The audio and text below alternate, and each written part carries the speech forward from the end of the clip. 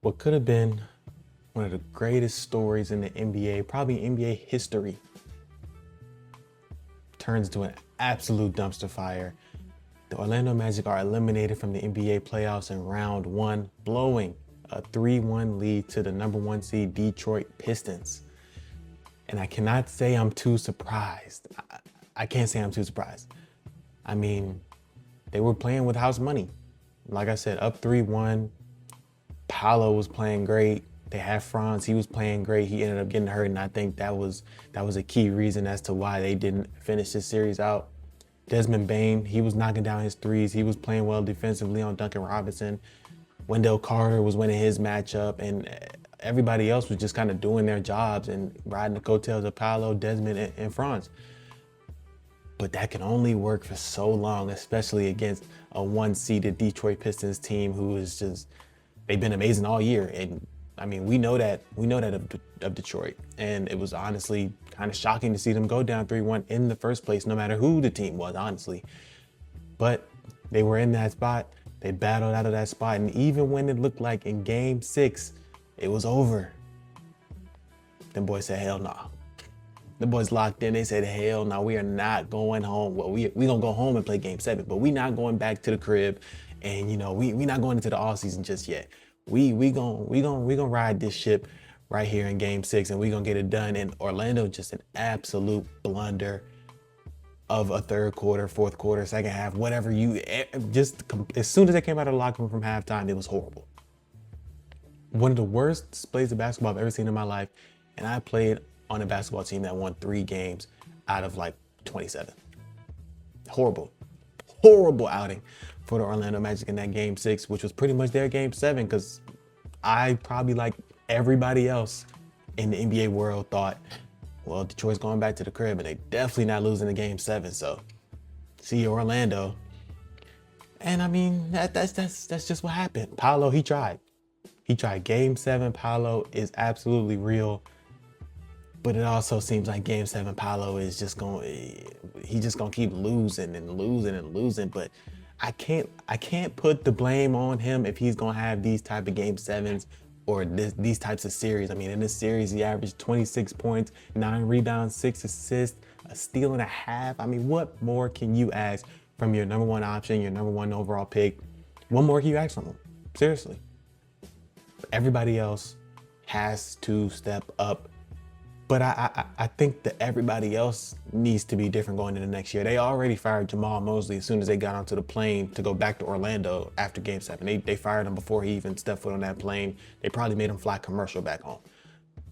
Now we need to do the same thing with some of these people on this roster. I mean, I love Jalen Suggs. I promise you, I love Jalen Suggs when he's not playing like he did in this series.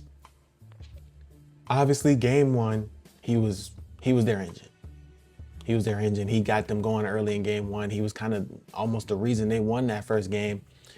But it just seemed like from there, every game is just slowly coming down. Like, his play just got worse and worse and worse.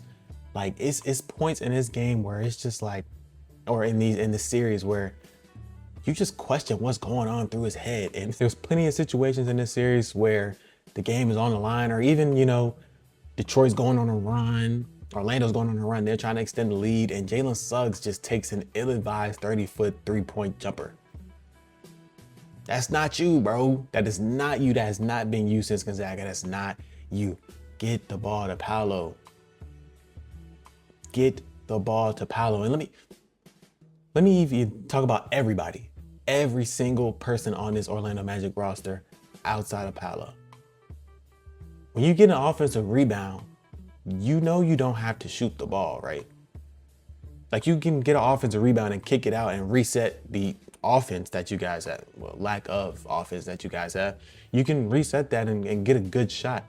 You don't have to get a rebound and go up on 3 guys 4 times and get it blocked every single time, and then they get a fast break and now your coach has to call a timeout because it's a 15-2 run in 30 seconds.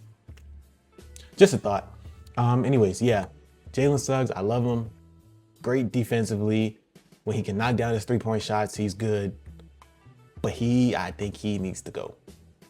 For that money, you cannot have a series where you're 11 points, 24% from three, 29% from the field. With the money he's making, you cannot have that in a playoff series. I don't know.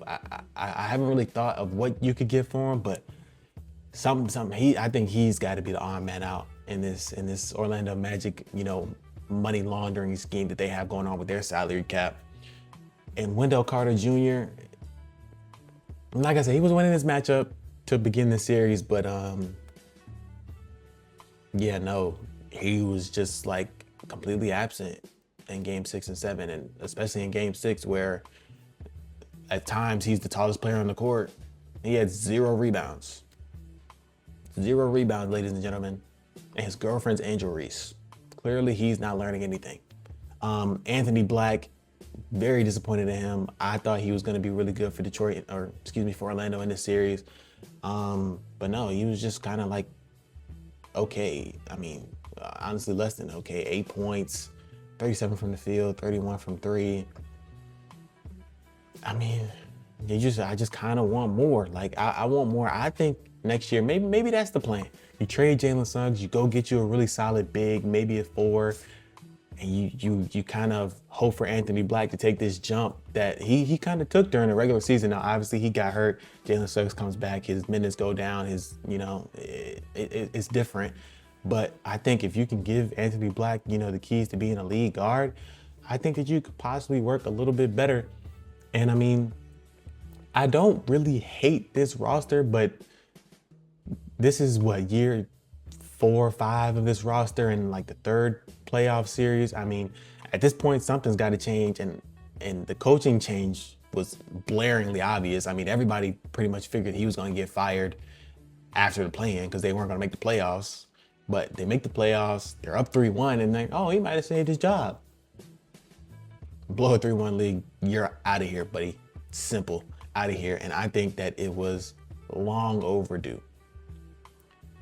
When you watch the Orlando Magic offense, if you know plays and you know sets and you know how teams get into their offense, and simple basketball reads and plays just to get our star players going, to get everybody in the feel of the game. Orlando does not have that. At least under Jamal Mosley, they did not have that. It is probably the worst offense I've ever seen in my life, if that's what you want to call it, an offense. It just seems like, hey, let's just pass the ball around, get the shot clock down, and whoever has the ball with 5 seconds left on the shot clock, you can shoot that. Unless you're Paolo. Other than that, if you're Paolo, obviously you're gonna bring the ball up, you can have the ball in your hands, but everybody else, just play some hot potato until the shot clock comes down. Then we have to shoot the ball. Shout out to Pee Wee the Plug over at Numbers on the Board, Pierre. He made a really good point after game 1. He made his film breakdown video. Go watch that if you haven't. They did a really good job of getting Paolo to a side for his isolations and letting him work. You get a post entry, you get a wing entry, he gets to back down his defender, and like P said, there's nobody on his backside. There's nobody behind him. So he sees everything on the court. He sees everybody. He sees all 9 or 8 or 9 guys that he can see that are on the floor that aren't him, he can see them. So he can see the double coming, he can swing it over, skip past for a 3. See the double coming, hit the cutter. See the double coming, post fade the other way. Or, I mean, if nobody's gonna help this defender, I'm gonna just go to work and I'm gonna go at him. And it was simple, just quick, easy. Jalen Suggs brings the ball up, get a dribble handoff, get a ball screen, hit Paolo down in the post, and we there. But the problem with that is nobody was moving. Nobody was moving. Now, they got away with it in game 1, and I guess after game 2, after that loss, Jamal Williams said, fuck that. You guys aren't moving anyways. Fuck it. I will never let Paolo catch the ball below the free throw line extended for the rest of the series. And you see how that worked. I was about to get angry. Stop letting Paolo bring the ball up. Coming from me, a guy that absolutely loves wings that can be point guards, if you will, can bring the ball up, initiate an offense. That is not where Paolo is at his best. Get him somebody that can initiate offense, get him in his spots, make it easy for him. Because even without all of that, 26 points per game in this series. If you get him in his spots and make the game easy for him, he damn near might have averaged a triple-double in this series. With that being said, I mean, there's just a lot of holes on this Orlando Magic team. They got the biggest hole out of there, which is Jamal Mosley. Now, I don't know what direction they're gonna go coaching-wise. I don't really know what's out there right now, but hopefully it's somebody that can get these guys rolling on the offensive end, because I think, you know, the structure of this team is a good defensively structured team. So I think even just, you know, you don't have to get this defensive mastermind or this defensive minded coach to help these guys win on the defensive end. Their problem is the offensive end. And if they can go out and get a guy, probably a young, good mind, like a Phoenix just got with Jordan Knott, if they can go out and get a guy like that, I think it could be a little scary. Make a couple little roster moves, get some more shooting in there, because Desmond Bane, I mean, he was great, but he can't be the only one that can shoot. Because at that point, it's like you don't have a shooter, because we're just not going to leave him. And then we're still going to double Paolo, because Jalen Suggs is hitting the side of the backboard, and Wendell Carter's airballing, and Tristan da Silva is sucking his thumbs. So get some more shooting around these guys, get a better offensive philosophy, and I think that Orlando, I think that they can be better than they were this year. And that's it's not really saying much.